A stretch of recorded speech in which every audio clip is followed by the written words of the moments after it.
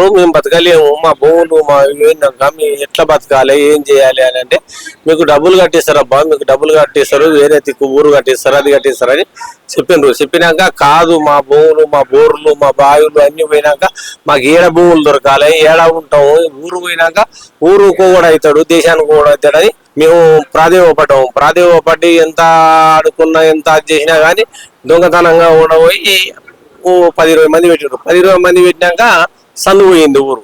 సందు పోయినాక కట్ట చేస్తామనే వరకల్లా ఇంకా కట్టాక ఊరు ఇట్లా ఉంటది, ఇంకా పాములు వస్తాయి, అవి వస్తాయి, ఇవి వస్తాయి, తేళ్ళు వస్తాయి, ఇంకా పెద్ద ముంగీసులు వస్తాయి, అవన్నీ వస్తాయని చెప్పిండ్రు. చెప్పే వరకల్లా భయపడ్డాం. జనం భయపడి ఏం చేసిండ్రు, హరీష్ రావు తానికి పోయినరు. హరీష్ రావు తానికి పోయి హరీష్ రావు తాను అడిగినాం.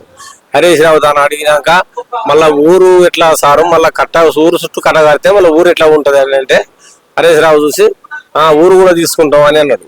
తీసుకుందాం అని చెప్పినాక మాకు ఊరు భూములకు 5.5 కేటాయించండు.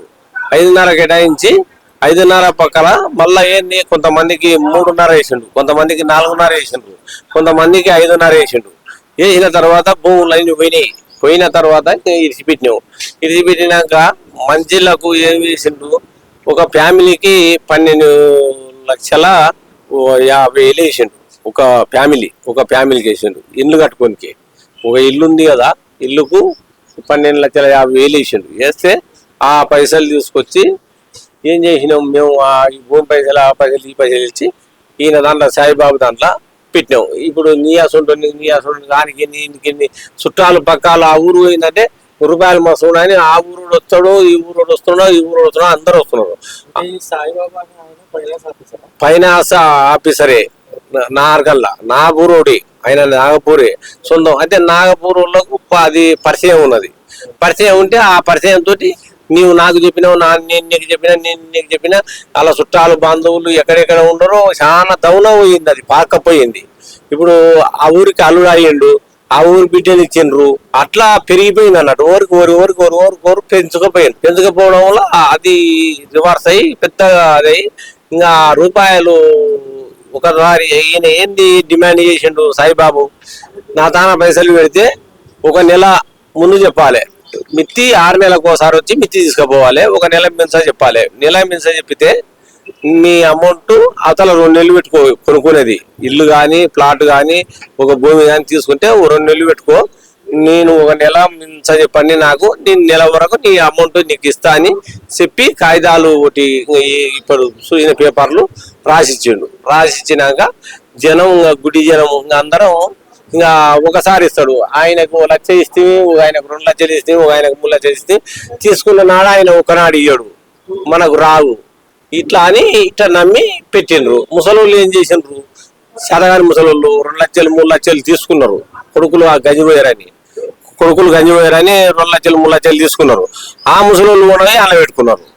ఇట్లా తింటాం, మాకు ఇంత మిత్తి వస్తుంది, మిత్తి తినుకుంటా మా అసలు పెరుగుతుంటది అన్నట్లు ముసలోళ్ళు ఉండవై పెట్టుకున్నాక ముసలోళ్ళ బాధ్యతవా, అందరి బాధ్యతవా, మా బాధ్యతవా, కొడుకులకు లేప, ముసలోళ్ళకు లేప, ఎవరికి లేకపా అన్నాక 1 నెల 2 నెలలు వీళ్ళు జానకిరామ్ రెడ్డి, సురేందర్ రెడ్డి, కరుణాకరు, ఇంకా వేరే కురువుల పిల్లలు ఇద్దరు అందరూ కూర్చొని లోపల మీటింగ్ పెట్టి బయట గుమ్మాసాల పెట్టి, లేదు ఇవాళ లోపల మీటింగ్ జరుగుతుంది పోండి అని 1 నెల జరిగింది. అది లోపల మీటింగ్ నెల జరిగే వరకల్లా అది ఇంకా అందరూ మేము ప్లాట్లు తీసుకోవాలి, ఇంకా కొత్త ఊరు కట్టుకోవాలని మాకు ఉన్నది కదా.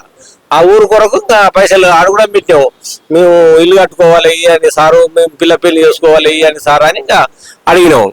అడిగే వరకల్లా ఆయన చేతులు ఎత్తేసినాక ఇంక ఇప్పుడు ఇస్తా 2 నెలలకు ఇస్తా, 3 నెలలకు ఇస్తా, 4 నెలలకు ఇస్తా, 3 నెలలకు ఇస్తా, 2 నెలలకు ఇస్తా, 6 నెలలకు ఇస్తా, 1 ఏడాది 2 నెలలు జరిపాడు. లేడు కదా ఆడు.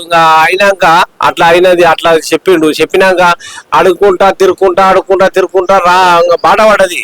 మా డబ్బులు మా అమౌంట్ భూములు దొరకపోయినా సరే మా అమౌంట్ అన్న మాకు ఇస్తే ఇంకా ఏమన్నాము. ఇంకా మా పోలీసుల తానికి పోయినాం, పోలీసు సిఐ తానికి పోయినాం, డిఎస్పీ తానికి పోయినాం, అందరి తానికి పోయినాం. డిఎస్పీ పోలీసు మొత్తం కాగితాలు మొత్తం జిరాక్సులు తీసుకున్నాడు. ఆయన మందికి ఇచ్చిన బాండ్లు తీసుకున్నాడు. డిఎస్పి పోలీసు సిఐ తీసుకొని వాళ్ళ వద్ద పెట్టుకొని వాళ్ళు ఏం చేసిండ్రు, ఇంకా వాళ్ళు మేము వసూలు చేస్తామని చెప్పిండ్రు.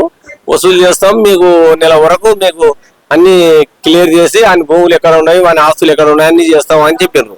చెప్తే ఇంకా సరే అని వాళ్ళకి అప్పగిచ్చిపోయినాం. మా కాగితాలు, మా భూములు అన్ని, మా పత్రాలు మట్టం వాళ్ళకు జిరాక్సులు ఇచ్చిపోయినాం. జిరాక్సులు ఇచ్చిపోయినాక రాసుకున్న తర్వాత ఏమైంది, రాసుకున్న తర్వాత 30 లక్షలు వసూలైనాయి అని చెప్పిండ్రు. 30 లక్షలు వసూలైనాయని చెప్పినాక ఏం చేసిండ్రు, 30 లక్షలు వసూలైనాయని చెప్పి లాస్ట్కు 25 లక్షలు అయినాయని అంటున్నారు. అంటే వాళ్ళకు మాకేం పెట్రోలు, మాకు డీజిల్, అది ఇది మా ఖర్చులు యావి లేకుండానే మేము తిరుగుదామా? ఒక ఎస్ఐ, 2-3 కానిస్టేబుల్ ఊరూరు తిరిగి దేశం తిరిగి మళ్ళీ మేము ఏం చేయాలని వాళ్ళు అనేవాటి. అంటే ఇప్పుడు పోలీసు వాళ్ళది అట్లున్నది. ఇట్లా అయ్యి మా కాపురాలు ఇట్లా అయినాయి. ఇంతవరకు తీన్మార్మల్ దానికి పోయినాం, ఆరుకృష్ణ దానికి పోయినాం, ఇంకా మాది మందకృష్ణ దానికి పోయినాం. ఇంకా ఏదేదో ఇంకా మా పడవాట్లు ఎక్కడ చెప్తుంటే అక్కడ మందకృష్ణ దానికి పోయినాం, అందరి దగ్గరికి పోయినాం.